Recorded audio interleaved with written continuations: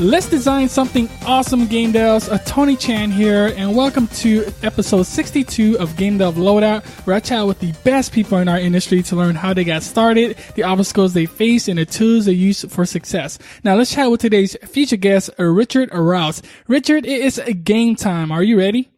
I think I am. Yes, he is the creative director, writer, designer, and consultant at his company, Paranoid Production, and they're currently working on their game, The Church in the Darkness. His past projects includes Quantum Break, Sunset Overdrive, and numerous other titles, and he also wrote the popular book, Game Design, Theory and Practice, and he is a frequent speaker on game design and interactive storytelling at conferences and universities. So go ahead, Richard, give us a bit about your personal life and how you got started in the game industry. Yeah, well, I've been doing this for a while. As you alluded to, I actually started out making games for the Macintosh, what we would now call indie games, but no one called them that 20 years ago. I did a few smaller games like that. I wanted to work on bigger games, moved into PC, and then into console. I worked at a company called Surreal Software on first a game called Draken, and then I was the lead designer and writer and ultimately creative director on the Suffering horror games, which were just re-released on GOG this past week, so that was cool. From there, I went to work at a bunch of other places like Ubisoft and most recently Microsoft. You mentioned Quantum Break and Sunset Overdrive. Also worked on State of Decay there. And since then, I've been doing an indie thing for the last few years because having gone to the big studios, I was really drawn into getting my hands dirty and working on something smaller again. Nice. And so to this day, what do you consider your main area of expertise? Probably game design, but I have a computer science degree as well, and that was really what helped me get into games in the first place, was that I was able to program my own ideas. Basically, I didn't have to just be a designer who was reliant on programmers to do things. And that was really, when I started out, I was doing all the programming and all the design, and that was really cool because it's, when you can do it yourself, it's much easier to try things out. But I also have done a lot of writing, and I was big into journalism in college and always wrote creative stuff on my own and then worked that into my game design. So I like to think I'm good at combining story with gameplay in sort of unique ways. Yeah, you sound like you got like a ton of really good experience. Now, when it comes to the game design, and now that you're working in indie, what is something we don't know about game design for like working at an indie company that we should? Well, at an indie company in particular, you have the benefit of being able to do whatever you want usually, right? Usually you're not working for someone else who's deciding what you're doing or what license you're going to have or something like that. And I like to encourage, teams who are making a game that's all their own. I mean, there can be, I see teams generally go two ways. And this is just a generalization, but generally two ways. One, either they make something that's really just a copy of an existing game and probably a game that they love and probably a good game, but they just kind of copy it and maybe make a few tweaks. That usually doesn't work so well because it's not different enough. And then the other thing on the other side of the spectrum, I see people say, we're going to reinvent everything. We're going to make a game unlike anything you've ever played before. We're going to change the controls. We're going to, change the world. We're going to have all these new mechanics. And then that could be a problem too, because you don't have a strong foundation. And that's something you should do maybe after you've made a couple of games, then you can get more ambitious and out there with the design. I like to say, if you're making a new game, as an indie, you should try to make something that's got a foundation in games about, but then also invent something. So you don't want to reinvent everything, but you've got to invent something. You got to make it new and distinct in some way, or no one's going to care. Oh, yeah. And what are common mistakes do you think indie developers make, even at like a pro level when they've been doing it for a while? I think the number one is probably scope. They make something too big, and they're not brutal enough with cutting their own features and stuff. And as a result, they may make something that they run out of money to finish, or they don't make something small first that they could ship. Instead, they go for this huge thing that never quite comes together because they're not able to get all the parts working or it's just too big. And, I feel that way about the game I'm working on right now sometimes. That I think I should have made a smaller game for the first one. And mine's going okay because I do have that experience and it's going to be all right. But, I think it can help you if you're making your first game, try to make something small and unique, and you can get all the way through the cycle, all the way from like coming up with the idea to prototyping to getting it really working to bug fixing and polishing and shipping. And then for your second game, you'll know a lot more about how much you should make. And now let's use your game as an example. Like, what's going on? Why you say like the scope is just too big? The game's just too big right now, or? Yeah, I mean, the game I'm making, The Church in the Darkness, it's a top-down action infiltration game set inside a religious cult in the 1970s. So I like to say it's kind of like Hitman or old Metal Gear. And it's sort of a top-down perspective, so it's a little different than like a Hitman or a Dishonored or something, but kind of tries to have all those features. And that's really a lot for a small team to make. And a small team where I'm doing most of the gameplay programming and design and writing myself. It's just there's a ton to make a big open world infiltration game that feels, like maybe doesn't have all the features of a Hitman or a Dishonored, but it has most of them. So that was probably a lot to take on for a first project, but it's coming together nicely now. It's been a few years. It's going a little longer than I anticipated, but I think it's all going to get there in the end. It's just, I look back and think, wouldn't it have been cool to just make a game in a year for the first one? At least you got that positive attitude still going. So that's a good part. Yeah, we just showed it at PAX, and people are still liking it, and they're starting to really get the like, oh, I see, it's like Metal Gear, and it plays like this, but it's a little faster paced and stuff. So it seems to be coming together. So that showing it to people always helps that positive attitude. Now. And that's good that people are saying that it's like Metal Gear, because I would take that as a compliment since Metal Gear is so dang awesome. Right. Yes, exactly. Yeah, I mean, I definitely take it as a compliment when I hear that. It's just good to see people pick it up and be able to say, oh, they can draw. That's another reason to make a game that has some relationship to other games, is that people who have played those games will know how to play your game quicker. But it's also a good time to see what isn't working in the game, right? When it's too hard, or there's, it's too complex in some way, or your tutorial isn't good enough. Showing it to like hundreds and hundreds of people over the course of a few days is a good way to learn those lessons. Definitely. And let me ask you this. So for new people like myself, what's like a good way of developing a scope? Like, how do we know if something's too big or something's too small? And how do we go about like cutting some stuff out? Yeah, I mean, I think a good piece of advice is, say you want to make a game, say you have enough money or stamina or whatever to make a game for a year. You should probably make a game you think you can make in 3 months. And then, so just make something that it seems so easy to make this, that there's no way you'll run out of time. And it'll still take way longer than you think, but at least you've cut it down so short that you can use up your year or your 2 years or whatever it is. You're still you think I'll get this done in 3 months. Oh, but it actually ends up taking you that full time. So just, and because there's always consequences, there's always cool ideas that come up along the way that you want to put in, or there's unanticipated bugs, or something isn't as fun as you thought it was. I guess that's a lesson of being in the industry this long, is nobody knows for sure what will be fun. We're all sort of guessing a bit. I think, the skill of a game designer is being able to guess what's going to be fun better than most people do, but the batting average still isn't 100%. It's still like 70% or something. So in those cases, where you're missing, you want to have time to take those things out and fix them, replace them with something else if you need to. And if you budget, if you think, oh, I can make this game in 3 months, no problem.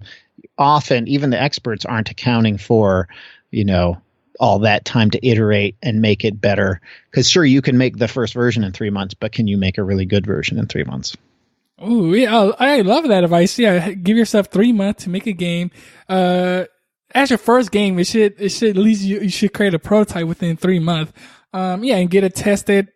Well, you should think you're going to make the whole game in 3 months. Oh, but then okay. you'll actually make your first playable, your something where you feel like all the game is there. You'll make that in 3 months, and then you'll realize, okay, to make it really good, we got to redo this. That'll take another 3 months, and then we got to polish it, and that'll take another 3 months, and then you'll get it done in that year or whatever. Also, have that big picture right away. I get what you mean. Now, overall, what are key principles for making a better indie game? For making a better indie game, I think I talked a little bit about. Maybe not reinventing everything, but inventing enough stuff that it feels really unique. I think when people come to indie games, they are looking for something different. They're not looking for, this is just like Call of Duty, but better, because then you're not going to make something better than Call of Duty as a small little team. So they're coming for something different. They're not coming for something that they could get a better version of somewhere else. Often another thing you can think about is eventually you're going to want to talk to press or streamers or something about the game. You're going to want to pitch people the game, and you don't want your pitch to be, this is like League of Legends, but without these features. You always want it to be, this is like League of Legends, but it has this, right? And maybe it doesn't have all the features of League of Legends or something, but it has those few new things that League of Legends doesn't have. And if you can't quickly articulate what those few things it has that nothing else has, it's going to be a problem down the road when you're trying to convince, either press or streamers or eventually players to buy it. Like, why are they going to care? Yeah, it's that elevator pitch where you have to have that USP, that unique selling point of that game. Exactly. And it has to be, and it's something you can test early on too. Like with this project, before I had done any of it, I told a bunch of people I knew who were also industry veteran type people. I would say, well, here's the game I'm making, and I would pitch it for, a couple paragraphs or something. And I would see what they were reacting to strongly and what they weren't. And then I would change the pitch, and then I would do it again to the next person. And if you can't get them excited, and it helps that, when I'm pitching to industry people, they're veterans, they know what they're talking about. They've seen a lot of games. They're not just like your brother or your mother or something like that who's just going to tell you, oh, that sounds great, you should do it. You want to find some trusted people you can try to pitch it to and see, are they actually getting excited about this, or are they just telling me that they think it's cool, right? And if you can't do a pitch like that, you should keep working on your idea until it starts really working. Yeah, keep working on your idea. Now, let's take on this more a personal level, and you've been in the game industry for a while now. Tell us the worst moment of your career, that one moment that's still vivid in your mind. Be very detailed and tell us that personal story. Well, some of them I can't tell you all the details of because I was, working at bigger companies and they have NDAs and things like that.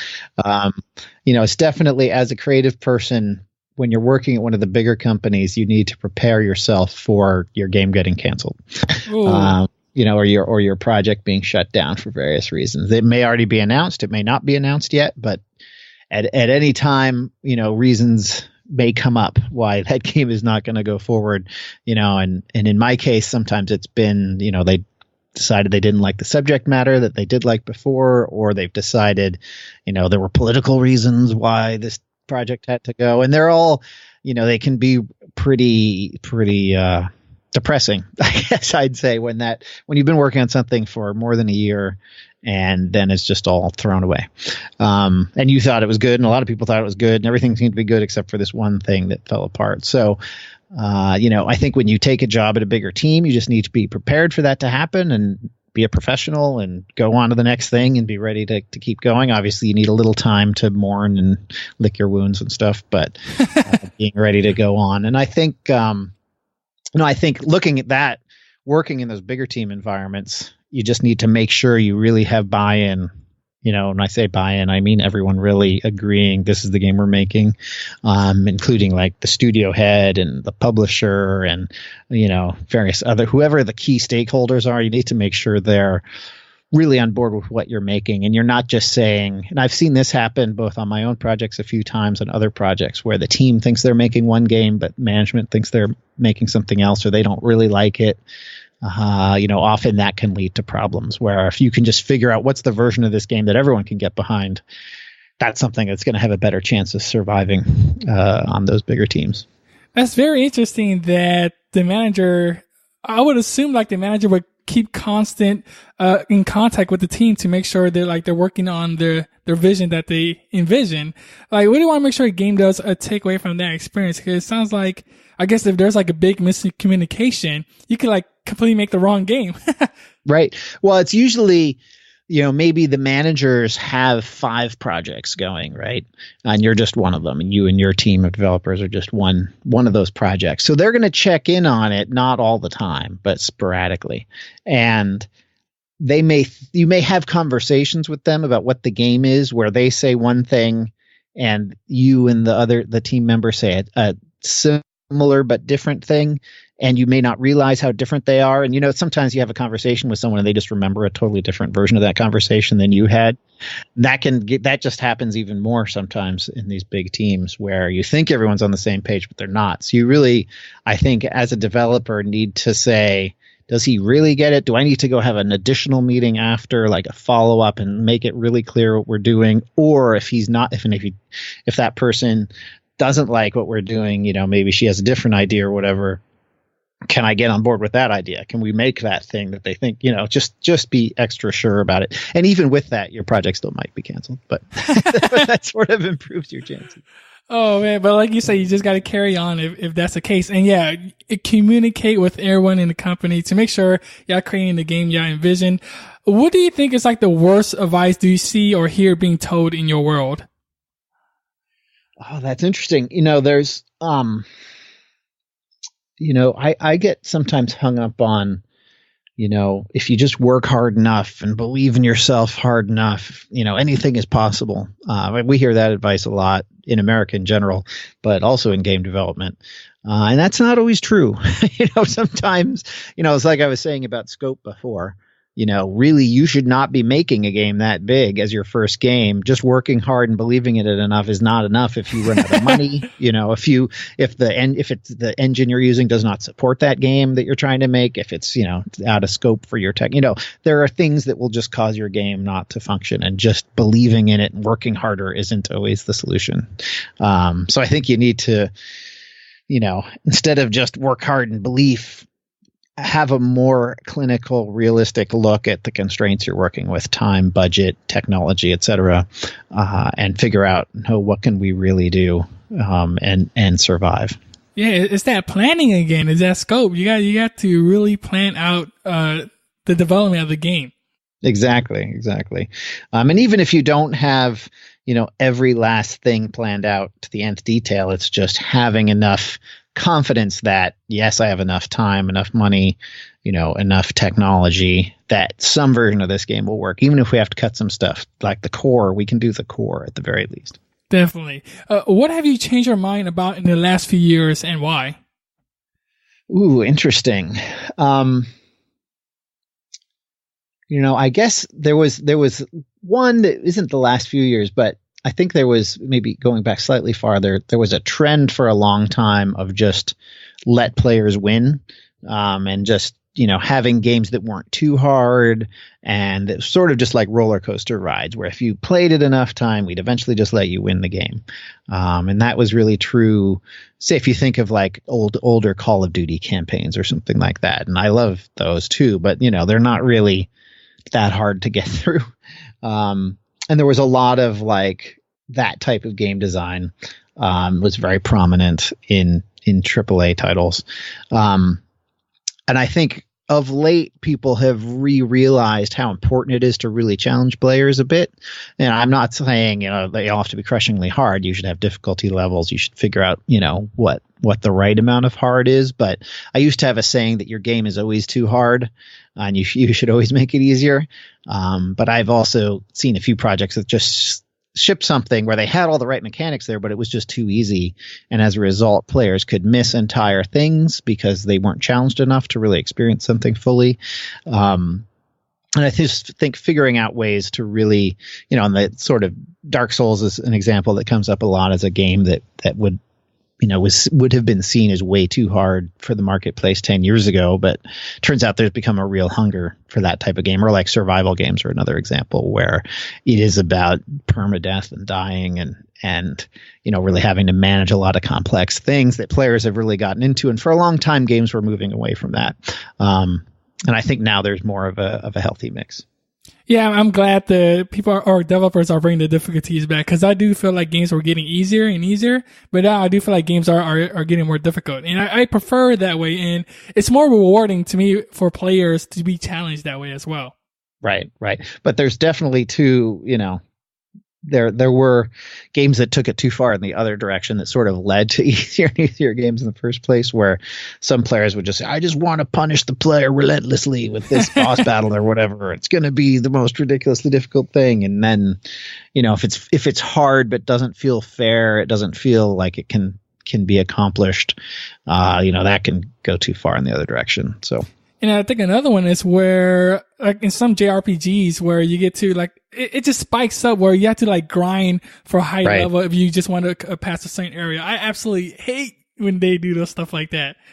Yes, inconsistency in difficulty is worse than too little or too much difficulty. It's like when it goes from one to the other. That can be a big problem because players get used to one thing and then suddenly it's not that and they get frustrated and leave. Or if they get used to, doing a hard challenge and then it just becomes too easy, that can be really bad too. Now let's take this conversation on a more positive note. What do you think was like the best investment you've made? And it can be investment of money, time, or energy. And how did you decide to make that investment? Yeah, I mean, early on, I guess I went and got a full computer science degree, which I would encourage anyone to do, who's more programming inclined. I do think there's a lot of value to going to a traditional 4-year school.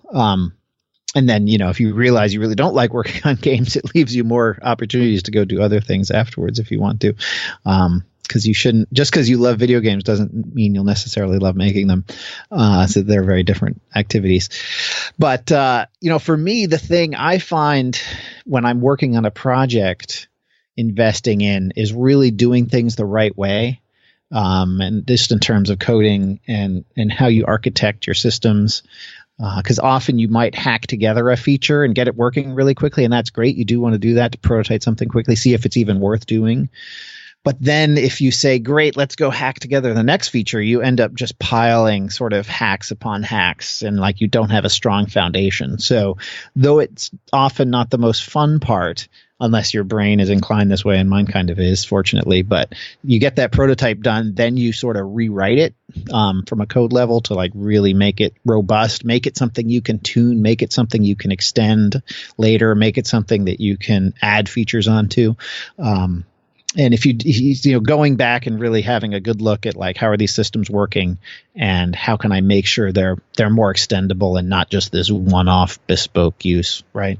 And that can really lead to being able to tune the game at the end, because sometimes if you make your gameplay code too custom to one scenario, later you may decide, if I could just adjust this like this would be way funner. Oh, I really can't because the system's got a lot of magic numbers in the code, or it's got, it's just assuming the player's going to play it this one way or they're playing it this other way, and it doesn't support that at all. So that's an investment, I think, on many projects where it's like, let's go back and do this for real, and then we'll have something robust we can build on. Yeah, it's like you're optimizing your game. I guess you say it that way. You're making a game run better, or when you go back to it, it's easier to optimize certain parts of the game. And like you said about the education, if you go to university, that's a great way to network with people right there. And sure. Maybe find your team right there as well. Yeah, no, absolutely. And just find, there are other departments in the university too, as well. Like I took a bunch of film classes in college. I became a film fan in college and then took a bunch of film studies sort of classes just for fun. And I took, classes in Shakespeare and stuff as well. And it was just, they got me a lot more well-rounded than if I had just been like just focused on programming in games 100% of the time. So I think, as a game developer, if you're going to do design and programming, you've got to really have a diverse worldview, and like university environment can be great for getting that. Yeah, have an open mind for other arts. Oh, yeah, exactly. What was the greatest idea you had to date? Like an aha moment? Oh, interesting. This will sound sort of self-promotional. I guess there's two. Like I remember when I was first getting into game development, I really wanted to get a book on game design just to figure out how game design happens. And there weren't really any, and this was the mid 90s. And so I realized someone should write a book about game design. And then, once I had not a ton of experience, like 3 or 4 years, I had written some things for Game Developer Magazine, which is sort of a predecessor to Gamasutra. And a book publisher contacted me about wanting to write a programming book. And I said, what if I wrote a design book instead? So that led to my design book, which was one of the first ones. So that was a moment of, aha, I think people could really use this because this is what I wanted and it didn't exist. So I got in and wrote one of the first game design books. That was great. And then on the current project, I had been wanting to make a top-down classic sort of action infiltration stealthy type of game. And I had also been into dynamic narrative and ways to have stories change every time you play a game, and had been studying the few games that had done that I thought were interesting. And then I also was really into cults. And at some point I realized these three things kind of could fit together, where I could have a game that felt like old Metal Gear and have dynamic narrative and have this setting I was really into at the same time. Yeah, that sounds so cool. It's one of those, like, when you have that like moment as a game designer where like, wow, this narrative really fits with these game mechanics, which fits with, this particular like style of gameplay or something. That can be great when you see those pieces really lock together. Because often, the worst thing you can do, I think, with game narrative is just attach a narrative that doesn't really match with the gameplay. Like, say you were making a shooter, you wouldn't want to make a game about pacifism or something like that. And sometimes that'll happen where it's like, well, it's a shooter, but it's really about how shooting is bad. Well, then don't make it a shooter. It makes no sense. Make a walking simulator type game. I don't mean that as a negative at all. I just mean make a game where it's about chasing flowers through a field if you want it to be about pacifism. That's cool. But if you're making a shooter, how is it, you can explore that in interesting ways, but don't make the shooting bad. Yeah, it just doesn't make any sense. And so you're saying your game, every time you play it, has a different narrative? Yeah, well, with the cult leaders in the game, you're infiltrating this cult. You're trying to find out what's going on there. Your nephew's a member of it. You don't know if he is safe or not in the group. And that we change that every time you play. So you don't know if the cult leaders are just sort of radical, progressive extremists who want to do their own thing. They're kind of weird, but they're not dangerous, or if they're actually dangerous and apocalyptic and bad things are going to happen. So you try to figure that out each time you play. And as a result, you can replay and sort of get different scenarios and see how things change. Interesting. And how does a stealth mechanic work? Like, how does the gameplay work? Yeah, it's basically, like we were talking about that old Metal Gear where you're seeing a top-down view and you've got good spatial awareness around you of where different guards are and stuff. Like, the group is always well armed. They're always militant. They never like trespassers, no matter which version you have. So the core gameplay of moving through this camp and, getting guns or getting chloroform or getting, different distractions you can use, that's always the same gameplay. But then the narrative that we put into it of what is the nature of this group, that changes. So you'll see different scenes in the cult. You'll hear different conversations.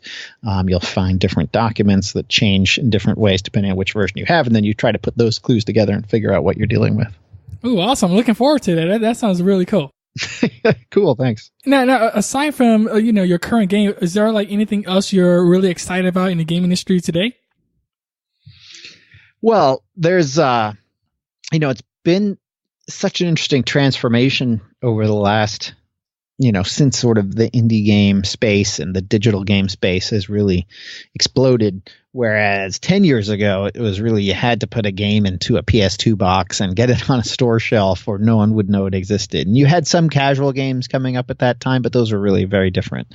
And so it's been interesting to see just the breadth of everything that's happening. And I almost see so many different things going on. It's almost hard to keep track of them all. Obviously a lot of people have talked about VR, and I find VR very interesting, but I don't know how, that seems like a very isolating experience in some ways, and that players maybe aren't jumping on it as much as people thought they would. I think like early adopters went in for it, but I don't know if it'll ever broaden beyond that, or maybe not this time. Maybe augmented reality will be a better version of that. I think that there's a lot of possibilities for interesting games that interface with the real world, like Pokemon Go blew up, and no one has quite copied that phenomena yet. I think more things in that space are coming, and that'll have more, interesting ways that the game is part of your world.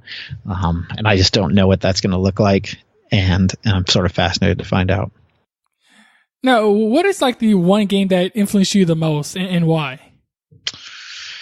Ooh, I don't know if I can name just one. I mean, for the game I'm working on right now, I mentioned Metal Gear, but it's actually inspired by the original Castle Wolfenstein, which was before Wolfenstein was a shooter. It was a top-down. This was back in the Apple II in the early 80s. Was infiltrate a Nazi castle, and it was top-down, and the castle was randomly generated and stuff. So that was a very interesting game because it was so far ahead of its time, because it had, like, you could put on costumes and you could bribe guards, but it was also it had shooter elements, so you could shoot it out with guards too, to really let you play games, the way you wanted to play them. So that was a big influence. And then, there's some of the other classics that inspired me, everything from like Civilization to The Sims, to like the original Prince of Persia, and just games that really felt like they had their own voice and their own tone. And obviously those are wildly different games. But they all, showed me something about the way players play things. And I don't desire to make a Civilization game or make The Sims or make Prince of Persia, but it's just interesting to see how those things had a really unique vision for the time they came out, and sort of changed the industry in a lot of ways each time. Yeah, I think Prince of Persia was like a really big deal back in the days. It was, and it was made by, basically one guy made that game. And it really combined sort of a really longer sort of single player experience with very crafted puzzles, and also a very cinematic feel to it, where it felt like a real sort of swashbuckly adventure, but also just very precisely made. Just everything was in the right place, and very, it was very beautiful for the time as well. And it's very different than the sort of stuff I want to make, but it was impressive because it was so like that guy's, Jordan Mechner's, vision of what he wanted to create. And I had liked his earlier game, Karateka, or Karateka, depending on how you pronounce it. I've never gotten a straight answer on that. But it was just, I love those things where you can really feel like the author is there, when you're playing it. I did not know that game was like essentially created by one person. And that's crazy. And that's amazing too. Yeah, it is crazy. Awesome game, though. The show isn't over yet. We have reached a crunch time. The phase that is dreaded, but we are here to overcome it. Basically, Richard, I would ask you quick questions, and you'll be giving us a ton of valuable information in return. Are you ready to crush it and release the show? All right, let's try it. What was holding you back from joining the game industry? I really didn't. I'm the lucky one who was not held back by much. My parents got me a computer at a young age instead of getting me a console, and I've been making games since 7th grade, and met the right people in college, and just have started making games professionally in college, and have been doing so ever since. So I'm one of the lucky ones. It's not good advice for your audience, but it is possible. Hey, you got a computer and you started making games, so it's. You kept at it. That's a good right. thing. What's a personal habit that contributes to your success? I've been accused of being a micromanager sometimes, but really having a pretty certain vision of what the right tone is for things, and trying to set up a tone for things that's both realistic but also works in a game. And I think trying to balance those two things, and then just making sure every part of the game fits within that as much as possible. Like, I feel like that's one of the secrets anyway. I'm curious, what do you tell them when you hear that you're micromanaging? I say, well, yes, that's true, but this isn't necessarily a democracy. I'm sorry. What's the best piece of advice you've ever received? When I first started programming games, there were a couple of people who were very inspirational to me and sort of showed me how to do it. And, I guess there was a lot of just not being satisfied with cutting corners, I guess, and realizing that, hey, no, this really has to be good enough to compete with the best that's out there. And that advice of like being super self-critical and really listening to feedback when you get it. Often you'll get feedback that isn't what you want to hear, and the solution they propose may be the wrong solution, but the feedback is always valuable. Oh yeah, you always got to take those feedback into consideration. You have to get players a perspective to see what they like and what they don't like, and Absolutely. You got to try to implement it and see if it works or not. How has a failure set you up for later success? Interesting. Yeah. When I talked a little bit before about really getting yourself aligned with what, everybody wants to make. And I worked on this game called Gunslinger a long time ago that was a Western. It was sort of an open world Western game, like a Red Dead Redemption before there was Red Dead Redemption. And I would say the studio head and I did not agree on what game we were making exactly. And that game did not survive. There were various other reasons beyond that. And then for the next project, we really aligned with what we were making. And I realized, let's make the version of the game that I can best make with this team right here, including management, including the team itself. And that led to something that was very successful after that failure. So really embracing my limitations, I guess, and embracing the team I was working with. What resources should we game devs use? I think everything is important, from, looking at programming beyond just gameplay programming, looking at, computer science and stuff like that, to also looking at, what, other mediums struggle with creative challenges. How do they do it? So many game developers can sometimes only look at games for inspiration, or other games, or how did other games do it? I like to look at how do musicians do their thing? How do they work together as a band? How do filmmakers work together with a team? How do they, what are the stages to filmmaking? How are those analogous or different than games? And so I think really pulling from everything as much as you can be super valuable. Man, a lot of people I interviewed, they say what you just said right now, being open-minded to other arts is something that you should do or learn from or understand how to do it. Because, it might influence you in your own game and of how you do things. Yes, absolutely. Absolutely. And I think sometimes, particularly when you're stuck in a rut, and something's not working in the game, going and reading some inspiring interviews with other creators can really get you out of it. Now, this next question is a bit of a doozy, so take your time if you need to. Imagine you woke up the next morning in a brand new world and you knew no one. You still have all the experience and knowledge you currently have today. Your food and shelter is taken care of and you have a laptop. What would you do with step by step on the path to become successful in the game industry? I think, I definitely doing what I'm doing now, making a smaller game is what I would want to do then. The advantage I have with this game is I've pulled in a lot of people I've worked with before as artists and musicians and voice actors, and that's been super helpful. So I don't think I would be capable of making a game completely by myself. I need a few other people at least to pull in those parts. So if I'm in a brand new world, I don't know anybody, I would figure out a way to meet other people really quickly to sort of fill those gaps in my own skills. Because and I think forming a team, particularly when it's a small team, is super important to find people who really work together well and who aren't stepping on each other's toes and who agree on what they're making or agree on who's deciding what you're making. So in this new world, I would immediately try to start meeting as many other people in the arts as I could and seeing if I could get them to work on my project with me. There you go. You go out there, you find people that could complement your weakness, and you get started on working on a game. Exactly. Now, we have reached the end. Go ahead, Richard, give us a parting piece of guidance in how we can connect with you, and then we'll say goodbye. Sure. Well, this has been great. If people want to, follow up with me, you can find me at Richard Rouse III on Twitter. That's a good place to look for me. You can find out more about the game at paranoidproductions.com/church. The game's called The Church in the Darkness. And I'd love to hear from you, out there in whatever forms or whatever follow-up questions people may have. Hit them up, Game Devs. Richard, it's been a pleasure. Thank you so much for sharing your journey with us. And for that, we are truly grateful, and we will catch you next time. Thank you, Game Devs, for listening. And remember that knowledge is only potential power. Execution is the game. Go check out my website at gamedevloadout.com for all the show notes. If you want to listen to more inspiring stories and help the show grow, make sure to subscribe to the podcast and share it. In the next episode, I interview Alexandra Niloukas from Microsoft Cortana GCS team and Immerse Games to talk about game writing. So until then, keep on making great games, and I'll catch you on the next episode. Bye.